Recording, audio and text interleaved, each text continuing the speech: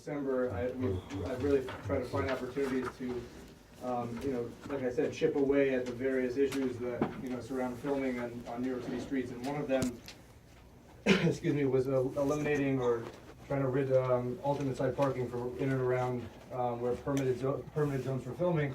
And we were able to work with Councilman Chaim Deutsch from Midwood Flatbush area and help him in support of his sponsorship of a bill that Councilman Levin's supporting as well, that will in fact do that. So that's it's bill number 445-2018 in the City Council, and I think there's 11 co-sponsors now, but I could very well be wrong. And we sent out a letter of support, you know, to all the council members and to other elected officials, because I think that it's, again, like we said, you know, Eric and I spoke, and it would have been nice, it's nice to get, you know, a comprehensive list of things that we could get done, but I think that the real way that we're gonna, you know, make change in terms of these issues is, you know, as I mentioned in the last meeting, is hearing the side of the community, which is you guys, and also, you know, speaking to the production staff, and then trying to find a balance and work with the proper elected officials to get things done that, you know, really solve the problems, because Broadway Stages, and myself included, are both, you know, very much interested in finding resolutions that work for both sides and that are commonsensical. So, you know, with that said, I'd love to ask for the board for a letter of support if possible. Again, the councilman is supportive of it, but, you know, I think that it's a step in the right direction. And, you know, I look forward to, you know, partnering with you to work on many other pieces of legislation or proposed legislation that mitigate the issues around filming in the streets. Okay, I've read the list. Did you bring a copy of the legislation? No, I brought a copy of the press release. Okay. But it touches on it. I'm happy to share it and pass it around. Could you discuss Let me the legislation?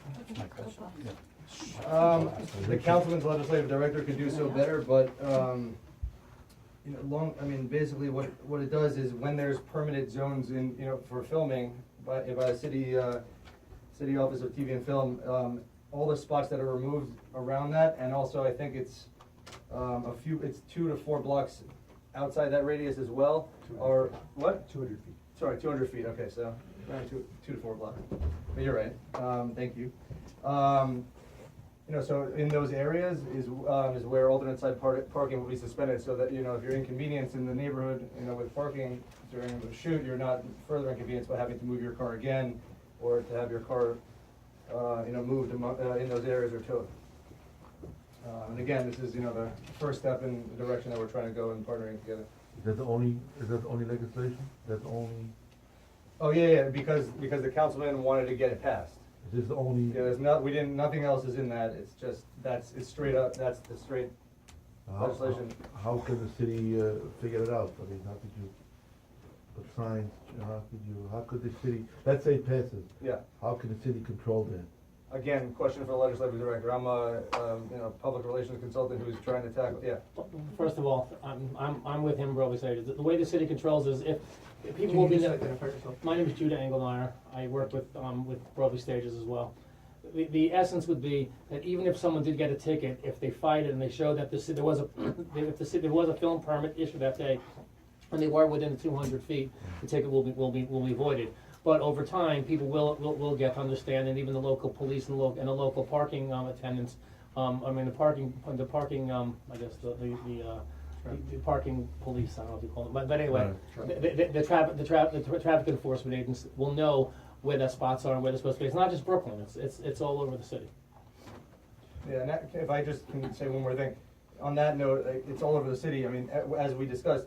Of course, we're hearing the complaints and the issues that are in, you know, CB1 and in our local neighborhoods. But as I expressed to Eric, I think it's important to make the change wholesale throughout the city and to, you know, really make change that benefits everyone.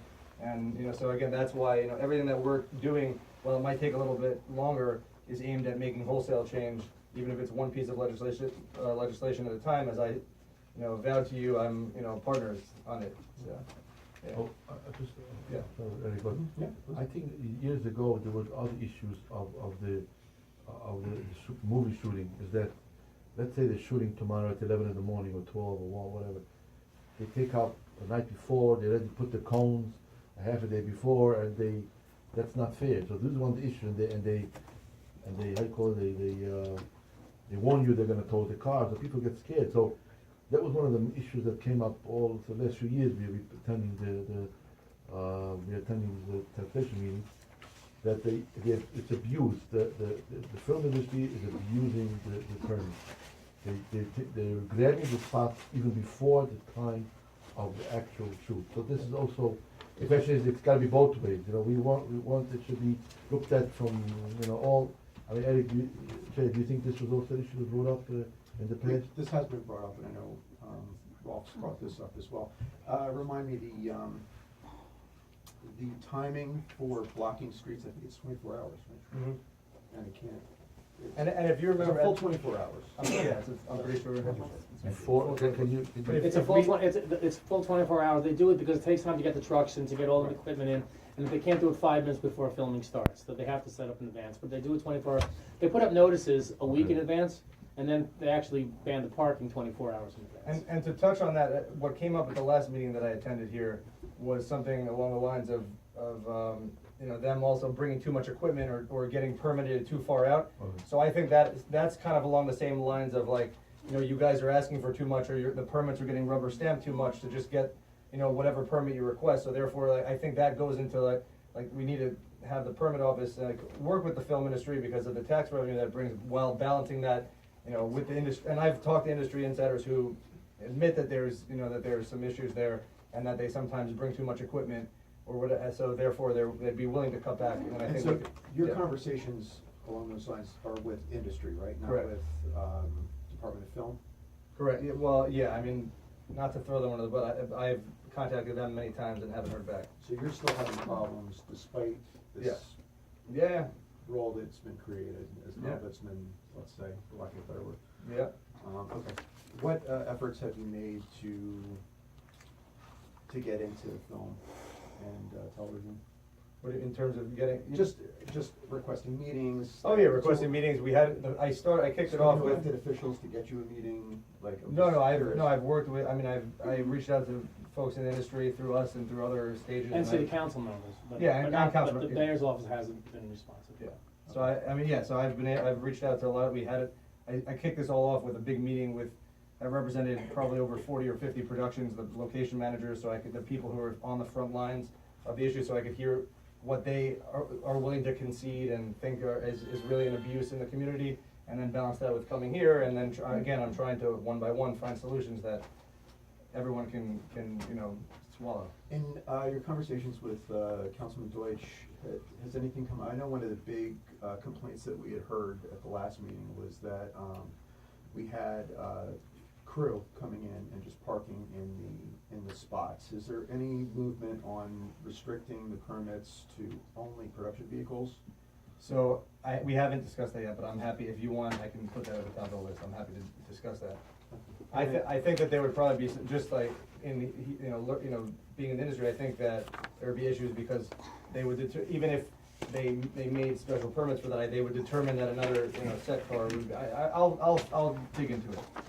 Right, they're set cars. That's what I would do. No. But Eric- Set cars are typically Of course. on a trailer or whatever, Yeah. like in my experience. No, they sometimes park up and down the street sometimes, but I'm happy to look into that. Okay, and last, how did Councilmember Deutsch become the sponsor, and is this an ongoing conversation with him and his? Oh yeah, he's willing to be I can't commit him to anything more than what he's done, but he's Right. committed to working with me, and his legislative director certainly is. So any idea that I've agreed to. I obviously pass it by Ben and Councilman Levin's office, but I certainly am. If I have a good working relationship with Councilman Deutsch, as long as it works for him and his constituency, I think we have a friend.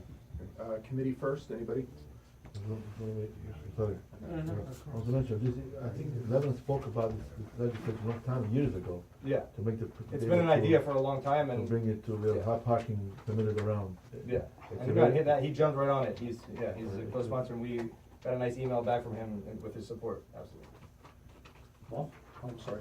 I just had a question about, this email was circulated here, this exchange from a resident, William Hughes, and the council member's office about the idling trucks and the generators. Yeah.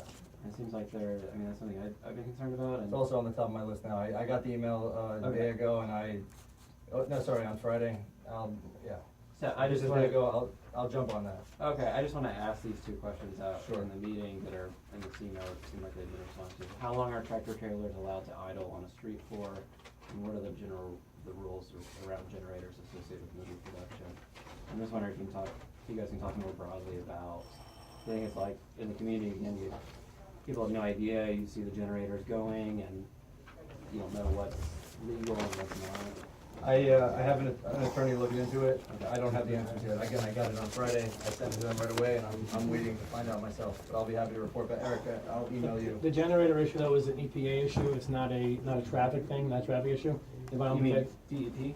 DEP, I'm sorry, EPA, yes, it's the city, it's environmental protection. Okay. And there is a rule for car idling and for generators. We just don't know exactly what it is and how it applies. You know, but Right, it's. but idling for like a truck doing a loadout is different than self-directed. And all day. They're all Right, day.